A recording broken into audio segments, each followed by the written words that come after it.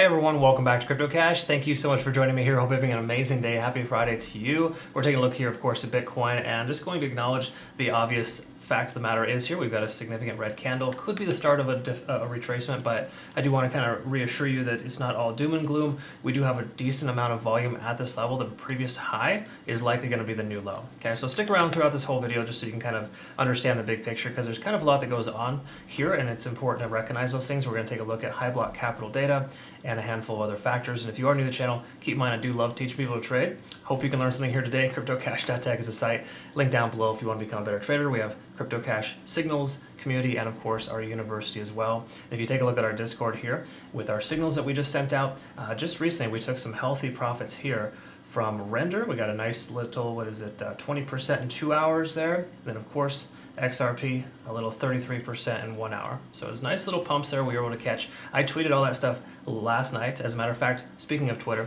if you could help us build this channel, it'd be very, very helpful. Of course, we're giving away free memberships in the process here. So if you just follow, like, and retweet, you get a chance to be able to become a new member here with a free month. Okay, so go ahead and check that out. Of course, CryptoCash.tech is the site, link down below. All of our information is, of course, in the comments and obviously on our homepage too. So let's talk about this Doji candle here. It's kind of looking a little ominous for the moment, right? So if we close today, just say at the 30,200 mark or lower, or actually no, correction, it'd be right around 30,200, that'd be adequate. If we close at that level, we're going to be in a position where we're going to see a gravestone Doji candle.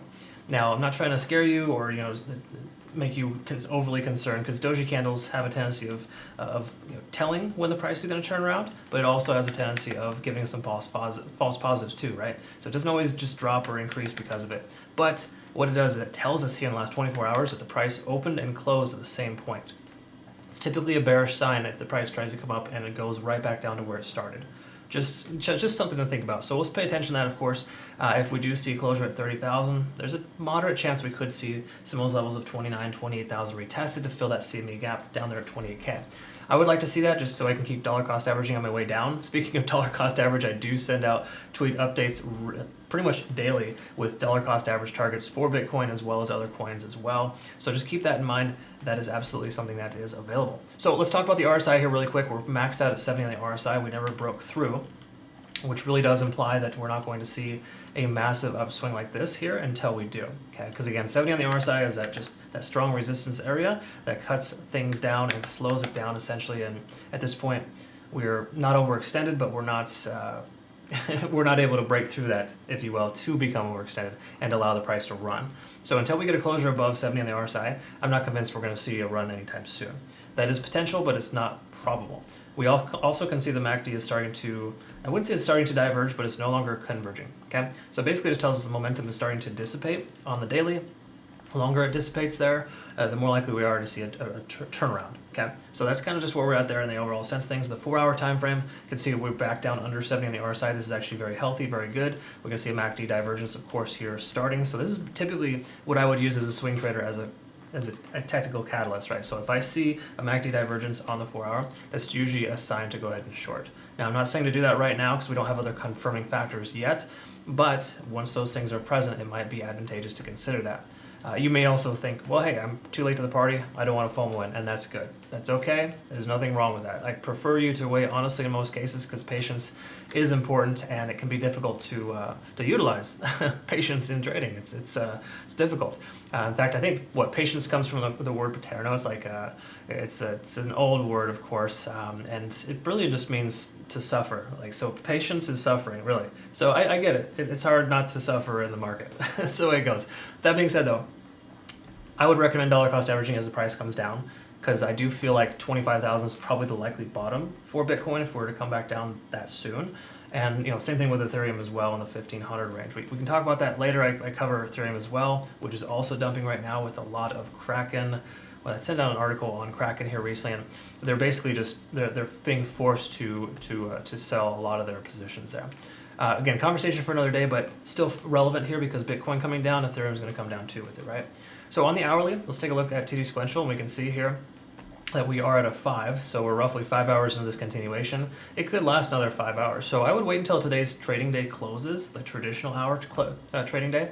Maybe check around 1 p.m. Pacific or whatever. Again, it depends on what time it closes for your time zone, but generally speaking, we are looking at a further continuation, potentially to the downside or over sideways. It would make less sense for the price just to bounce right away. Okay, keep in mind it does happen sometimes, but it's less common.